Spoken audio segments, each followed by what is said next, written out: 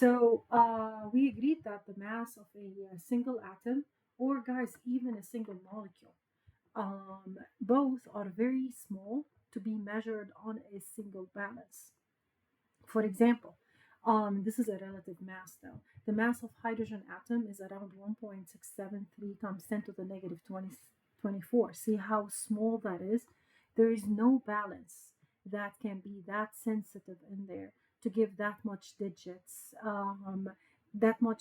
before the decimal point. A scientist, his name is Avogadro, and he figured out a way to measure the mass of small objects by simply doing a relative relationship.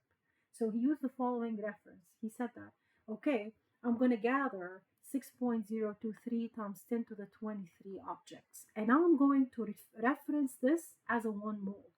And surprising enough, that number of objects did have a mass in there. The objects can be whatever. It can be atoms, it can be molecules, it can be ions in there. That amount of objects, he referenced it to 1 mole. So if you go to the periodic table and you see all of those masses in there, these are the masses of 1 mole of the element. 1 mole of the element is equal to 6.023 times 10 to the 23 atoms combined together. Okay, so he combined that much atoms to make it equivalent to 1 mole, and the 1 mole has this mass. So the mass that you see, it's not the mass of one atom, because one atom is so tiny. It's the mass of 6.023 times 10 to the 23. Whatever you're working with, here we are working with an atom, then it's going to be, here we're working with an element, I'm sorry. We're working with an element, so it's going to be the mass of the element in there. Okay, and remember that every element here is equal to 6.023 times 10 to the 23 elements combined together, and this is equivalent mass of 39.10, for example, for the potassium. So to relate two elements in the periodic table, a 1 mole of any element contains 6.023 times 10 to the 23 particles of that element. The atomic mass in grams of any element contains 1 mole of the atom. Okay, so let's say, for example, if you're looking at sodium in the periodic table, we are referring sodium to 1 mole of sodium. So 1 mole of sodium contains that much grams of sodium for all of these sodium atoms. So we gathered 6.023 times 10 to the 23 sodium atoms, and that much had this mass. What is this mass? This is the mass of the sodium. Actually, over here, it's 22.99, which is around 23 grams in there. That mass is for 6.023 times 10 to the 23 sodium atoms, and this is related to 1 mole. You are responsible for this relationship in there, so you can go from the moles to the grams to the atoms. We're going to do the same thing for calcium, so have your periodic table next to you. 1 mole of calcium, that is equivalent. Look at the periodic table. You're going to see the mass of the calcium is 40.08 grams of calcium in there, and that is equivalent. This number, we got it when we weighed 6.023 times 10 to the 23 calcium atoms. Same thing, 1 mole of sulfur has a mass of 32.07 grams, and we got that number whenever we weighed 6.023 times 10 to the 23 sulfur atoms in there. Guys, since we are working with an atom, then the Avogadro's number, so this is the Avogadro's number, has to be related to the atom. Okay, so again, we're working with a sulfur atom in there. This is an element, so sulfur atom. So the Avogadro's number that you see over here is going to be related to an atom. We're going to use the same concept. This is called the mole concept. So this mole concept is applied for atoms, it's applied for molecules, and later on, when we go over another chapter, we're going to consider the ions as well. So it's exactly the same thing. This mole concept is related to compounds. So the number of molecules in one mole of any compound, it's an Avogadro's number, and it's equal to 6.023 times 10 to the 23. So if we're looking, let's say, of 1 mole of water, water is a compound, right? So 1 mole of water, this compound has a mass. Now the mass is not just for hydrogen or oxygen. No, it's the molecular weight of water that we calculated earlier, which is 18.02 grams in there. It's the mass of the hydrogen times 2 plus the mass of the oxygen. You can get those from the periodic table. Add them up, you get the mass of the water. So 1 mole of water has a molecular weight of water that is equivalent. We got that in there, that is equivalent to 6.023 times 10 to the 23 water molecules in there. So if you take out that much water molecule in there, you weigh them, you're going to get this mass. Okay?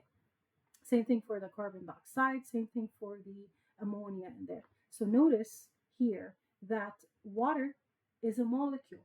So the Avogadro's number relationship is in molecules. Carbon dioxide is a molecule, ammonia is a molecule, so the relationship is in molecules in there. So what I want you to know is these relationships there is 1 mole of the element, any element, you guys, is equal to the molecular weight of the element is equal to the Avogadro's number of the atoms of that element. This is one relationship. And the other one is 1 mole of the compound is equal to the molecular weight of the compound is equal to the Avogadro's number of the molecules of the compound. Okay? These are the two relationships that you need to know. The relationship between the molecular weight, the mass, and the number of moles. By definition, the molecular weight, it's the weight of the atom or the weight of the molecule that is equal to the mass divided by the number of moles. Mass divided by the number of moles. And from this one, I can simply rearrange and get the mass and get the number of moles. So if I want the mass, I take the molecular weight times the number of moles. And if I want the number of moles in there, just I do the cross multiplication as before. I do the cross multiplication as before, and I go by molecular weight times the number of moles, and that is equal to the mass. Since I want the number of moles, you divide by the molecular weight here, you divide by the molecular weight in there, take those two out, so I will be left with the number of moles is equal to mass divided by the molecular weight. So all what you need to do is just to switch those two and get the number of moles as mass divided by the molecular weight. So these are 3 relationships that I want you to know. Okay. And those we can go ahead and deduce them. Okay. I'll show you how in a second. There is a sheet that is posted on eCampus, and it is actually this one, and it does have its answers in here. So the problems here are very similar to the ones that I am solving right now. This is an extra practice, so please practice this, okay? And it does have the key, and this is not a homework, it's just an extra practice of these problems in there. So let's have the first example. Calculate the number of moles of calcium contained in a 15.84 gram sample of calcium. Guys, it's very important to know what are you working with. Are you working with an element or are you working with a compound? We all agree that calcium is an element, right? Okay, so since calcium is an element in there, then we are working with atoms of calcium. We're not working with molecules in there. This is the relationship that I want you to know. This relationship is exactly similar to these over here, but it doesn't require too much memorization. It always goes by, we're going to start with the mass of the object, whether it is an atom or a molecule. However, if you start with an atom, everything needs to belong to an atom. So if you calculate the mass of the atom, you calculate the mass of the atom, you go to the moles of the atom, and then you go to the number of atoms by Avogadro's number. If you start with the mass of a molecule, then you need to calculate the moles of the molecule. Then you need to use the Avogadro's number for the molecule. So just pay attention to that. So this is the relationship. What is this? I'm starting with a mass. So it just tells me that the route that I need to go with, I can go from the mass to the moles. And if I want to go from the mass to the moles, I need to use the molecular weight because up there, to go from the mass to the moles, I have to use the molecular weight. And then once I get the moles, if I want to get the number of atoms, like over, actually, they are not asking me about the atoms here. They're just asking me about the moles. But if I want to go to the atoms, then I would need to use the Avogadro's number. Okay, so let's have an example. Calculate the number of moles of calcium. So the first thing I do is I look what is the given. And the given here is the mass. This is the given, which is the 15.84. So actually, they gave me this. And remember what I said in chapter 1, you always start with your given. So here you go. This is the given. It is 15.84. We're going to use a conversion factor in here. So we are going to cancel the units so that we, at the end, we get the number of moles which we need. We need the number of moles in there. So that is my route. I'm starting with the mass and I want the number of moles. So I'm going to go from here to here and there. It says that to get the mass, we're going to use the molecular weight to get the number of moles there. So what I want is the number of moles, and I know that the number of moles unit is moles, right? So I have to cancel the grams and I have to introduce the moles. So to introduce a unit, it needs to be in the numerator. To cancel a unit, it has to be in the denominator there. The molecular weight is always measured as grams per mole, right? So the first thing that you would need to do is get the molecular weight of calcium. How I can get it's actually the atomic weight, not the molecular weight because it's an atom, but I'm just going to call it the molecular weight. So for calcium in there, this is the Ca. The atomic weight for calcium is 40.08. Okay, so this one you get it from the periodic table because you need it. That is 40.08, and always the units are grams per mole, right? So now I need to cancel the grams and introduce the moles in there. So I have to multiply that. I know that for every 1 mole of calcium, that is equivalent to 40.08 grams of calcium. This is how I write the relationship of the molecular weight, because the molecular weight of calcium is 40.08 grams per mole. I want to have the moles as my answer, and I want to cancel the grams. So to cancel the grams, I need to divide by the grams. To obtain the moles, I need to have the moles in my numerator. Pretty much that's it. This is equal to, so the grams of calcium, and this here is the grams of calcium. Those they cancel out, and my units is going to be in the moles. And there, and my answer is 0.3952. This is going to be moles in there. Guys, pay attention to these sig figs because here I do have 4 significant figures. So I'm going to end up over here to have 4 significant figures as well. Okay, another example. How many moles of oxygen are contained in 11.57 grams of carbon dioxide? Same idea. I'm given the mass. I want to get the moles. So always put this relationship. Start with the mass, moles, and then atoms or molecules, depending on what you're doing. So starting with the mass in there, I am starting with 11.57. So this is 11.57 grams of carbon dioxide. Now ask yourself this. What is carbon dioxide, right?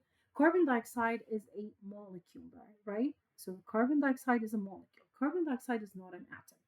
So whenever I'm calculating the mass is going to be for the molecule of the carbon dioxide, not the atom of the carbon, not the atom, because it's just for the molecule there. So I'm given 11.57 grams of carbon dioxide molecule. My question is the moles of oxygen. And I know that carbon dioxide is made up of 2 oxygens. But I'm not going to bother with this one now. I'm going to change the grams of carbon dioxide. I'm here. So grams of carbon dioxide molecule into moles of carbon dioxide molecule. Okay, so I'm going to go this route. To do this, I need to calculate the molecular weight of carbon dioxide molecule. So that is, I do have one carbon. This is the mass, get it from the periodic table. Two oxygens, get it from the periodic table, do the calculation, get the molecular weight.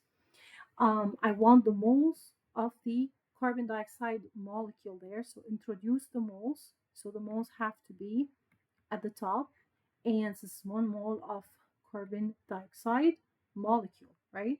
Divided by how much this is going to be 4.041 grams of CO2. So here you go. Okay, so here you go. I am now having 1 mole of carbon dioxide, right? 1 mole of carbon. This is not what I want.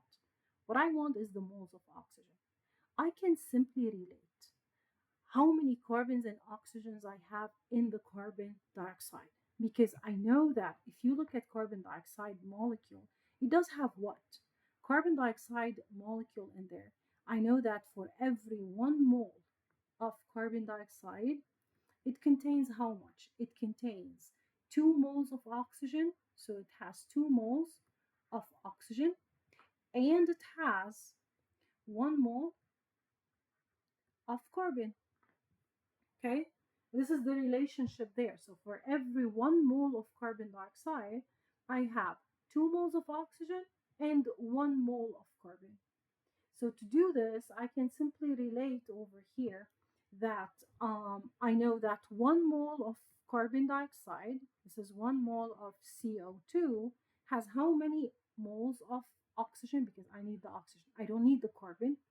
If I wanted the carbon, then it's going to be here 1 mole of carbon. But since I want the oxygen, it's going to be 2 moles of oxygen there. So 2 moles of oxygen.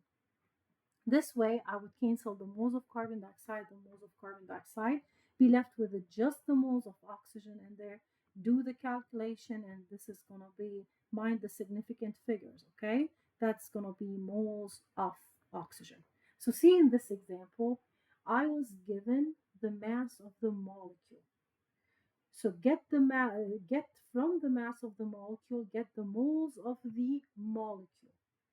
Once you get the moles of the molecule, then you can relate the molecule to the number of atoms in the molecule by putting this relationship that 1 mole of the molecule contain the sum of its individual atoms in there. Okay, contains the 2 moles of oxygen and 1 mole of carbon, and then you can go ahead and solve that.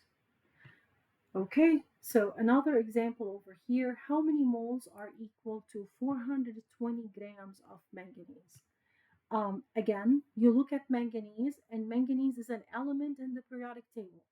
Okay, so here I am working with an atom. I'm working with an atom there. So I'm just going to go ahead and look at the molecular weight of, I'm sorry, I'm working with an element. So I'm going to look at the molecular weight of Mn from the periodic table, and this is the molecular weight, you guys. I am given the mass, so I am here, and I want, this is the 420 grams, and I want the moles. The moles of what? The moles of the element in there. So given the mass of the element, want the moles of the element. So I'm going to use the molecular weight times. I know that since I need the moles have to be in the numerator. So 1 mole of manganese, that is equivalent to 54.94 grams of manganese. And the mass that I am given all the way up here is grams of Mn. So please get used to this, okay? So now I'm going to go ahead and cancel the units. And my answer here is going to be 7.64 moles of Mn. What is the mass of 2.3 times 10 to the 16 atoms of silver Ag? So now I have the atoms. So I'm just going to complete this equation in there. I no longer going to stop at the moles. Now I need the atoms. To go from the moles to the atoms, we're going to use the Avogadro's number. Guys, please remember that always 1 mole of the atom is equal, this is equal to 6.023 times 10 to the 23 atoms. It's just relevant in there. So you combine all of these atoms and you give them the name 1 mole of the atom. Same thing if I'm working with a molecule, 1 mole of the molecule is equal to 6.023 times 10 to the 23 molecules. Okay? Here I need to just the atom because silver is the atom. So it's given that the molecular weight of silver is this much. From where did I get it? From the periodic table. So I need the mass, right? So I need this guy. And I'm given this guy. I'm given the number of atoms. So I'm given this, so I'm going to start with it. Okay, so I'm going to start actually here. So I'm given the 2.3 times 10 to the 16 atoms of silver. Okay, I am going now this way. So I need to calculate the moles, and from the moles, I need to get the mass. So I want to calculate the moles. Remember what we said. Whatever you want to calculate needs to be in the numerator. So I know that I'm going to use the Avogadro's number in here, and this is the Avogadro's number. So this is the Avogadro relationship number, which is the 6.023 times 10 to the 23. So I'm just going to go ahead and multiply this. I know that for every 1 mole of silver, that is equivalent to 6.023 times 10 to the 23 atoms of silver. So this way I will cancel the atoms of silver, will be left with the moles. So now I am here. I'm going to use the molecular weight and get the mass. So I already have the molecular weight of silver, and the relationship for the molecular weight, remember, this is the mass per 1 mole, right? When I cancel the moles, get just the mass. So the mass has to be in the numerator. So for every 1.07.87 grams of silver, that is equivalent to 1 mole of silver. So the 1 mole and the 1 mole will cancel out. And here you go, I get my answer. Do the calculations, and this is 4.119 times 10 to the minus 6. Follow the sig figs. I am starting with two significant figure here. 2.3 is two sig figs. So my answer has to be two significant figures. So it's going to be 4.1 times 10 to the minus 6 grams of Ag. Okay, please put the unit, grams of Ag.